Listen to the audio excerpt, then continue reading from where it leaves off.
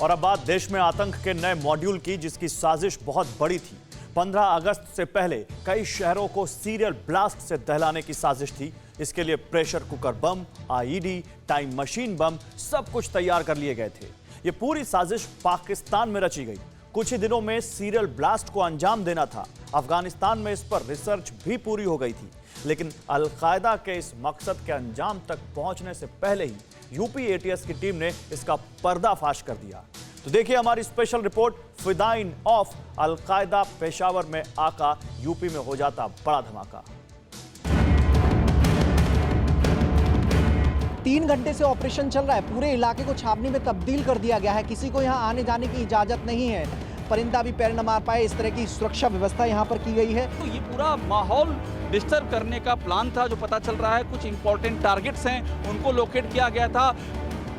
बेहद सनसनीखेज खबर, बहुत बड़ा खुलासा। 270 मिनट का टेरर एनकाउंटर, मौके से अलकायदा के 2 आतंकी गिरफ्तार, प्रेशर कुकर बम बरामद, आईईडी और टाइम मशीन बम बरामद, आतंकियों के पास से पिस्टल और बड़ी मात्रा में विस्फोटक जब्त और दहशत के इन सामानों के साथ ही बड़े आतंकी मॉड्यूल का पर्दाफाश हुआ। खुलासा ये कि 15 अगस्त से पहले उत्तर प्रदेश को दहलाने की साजिश बहुत बड़ी थी। मानव बम और सीरियल ब्लास्ट से लखनऊ और कई शहरों को दहलाने की स्क्रिप्ट लिखी जा चुकी थी। इस साजिश के तार पाकिस्तान और अफगानिस्तान तक से जुड़े थे और ये गतिविधियां पाकिस्तान अफगानिस्तान बॉर्डर क्षेत्र में पेशावर क्वेटा एरिया जो पाकिस्तान का है, वहां से आतंकवादी गतिविधि संचालित की जा रही है। 11 जुलाई 2021 काकोरी, लखनऊ। रविवार सुबह 10 बजे लखनऊ के मैंगो बेल्ट काकोरी के दुबग्गा इलाके में बेहद सीक्रेट तरीके से यूपी एटीएस की टीम पहुंची। एटीएस की टीम सीधे आतंकियों के घर में दाखिल हुई। बाहर एटीएस कमांडो एक्शन मोड में तैनात हो गए। 500 मीटर तक आसपास के मकानों को खाली कराया गया। पूरी कॉलोनी सील कर दी गई और फिर शुरू हुआ एटीएस का टेरर ऑपरेशन। यहाँ पर ये जानकारी आई थी कि केवल 2 लोग नहीं थे, बल्कि उनके साथी भी थे। कुल संख्या 5 उनकी हो सकती है। ऑपरेशन की सुगबुगाहट पाकर उसमें से 3 शख्स बहुत पहले भाग गए थे।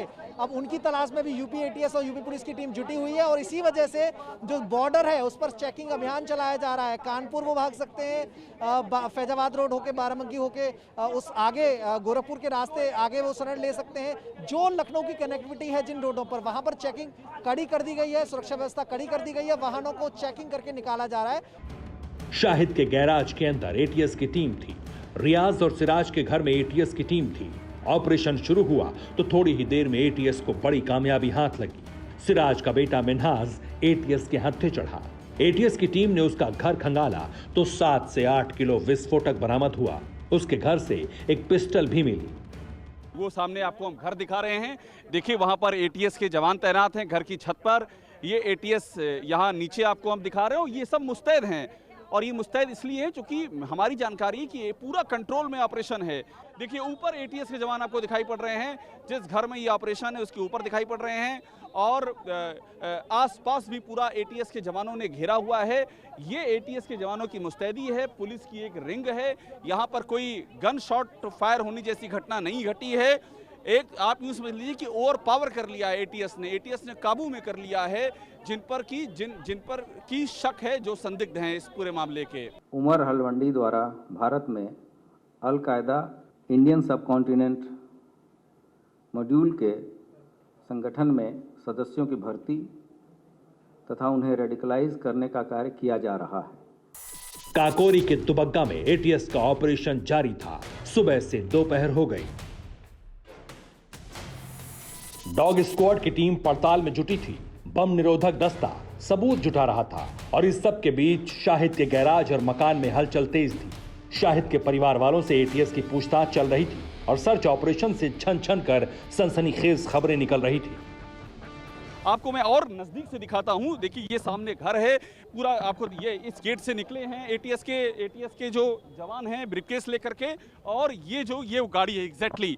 देखिए यहाँ पर आकर के, और इसमें आपको मैं नजदीक से दिखा रहा हूं, निशांत यहाँ से दिखाइएगा, इसमें आपको एग्जैक्टली ये ब्रीफकेस दिखाई दे रहा है और इसमें कुछ अहम ये माना जा रहा है कि अहम जो तथ्य जुटाए गए हैं, जो अहम जो सामग्री यहाँ से बरामद की गई है, ये वो सामग्री है। ये 2 ब्रीफकेस आपको नजर आ रहे हैं और आपको मैं सामने से आपको दिखाता हूँ। ये पूरी तस्वीर ये देखिए, ये है वो ATS की गाड़ी जिसमें कि सामान रखा गया है। और चूंकि ये तस्वीर इसलिए आपको हम दिखा रहे हैं कि आपको ये मालूम पड़ जाए कि इस समय सारा जो मसला है वो मैं शुरू से कह रहा हूँ, ये इंटेलिजेंस गैदरिंग का सबसे इंपॉर्टेंट मसला है।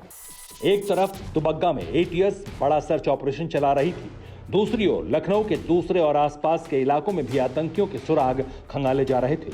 सीतापुर रोड पर ATS ने दबिश दी तो मसरुद्दीन अहमद नाम का आतंकी दबोचा गया। प्रेशर कुकर बम बरामद किया गया। अब तक अलकायदा के 2 ट्रेंड आतंकी और मसरुद्दीन अहमद ATS के हत्थे चढ़ चुके थे। ATS ने दोनों से कड़ाई से पूछताछ की तो आतंक के बड़े मॉड्यूल का पर्दाफाश हुआ। यूपी के ADG लॉ एंड ऑर्डर ने बताया कि 15 अगस्त से पहले आतंकी यूपी को दहलाने के लिए सीरियल ब्लास्ट की प्लानिंग कर चुके थे। लखनऊ और आसपास के शहरों में धमाकों के लिए प्रेशर कुकर बम और IED बना चुके थे। लखनऊ को दहलाने के लिए मानव बम का भी इस्तेमाल कर सकते थे। बताया जा रहा है कि सीरियल ब्लास्ट का प्लान पाकिस्तान के हैंडलर ने बनाया था।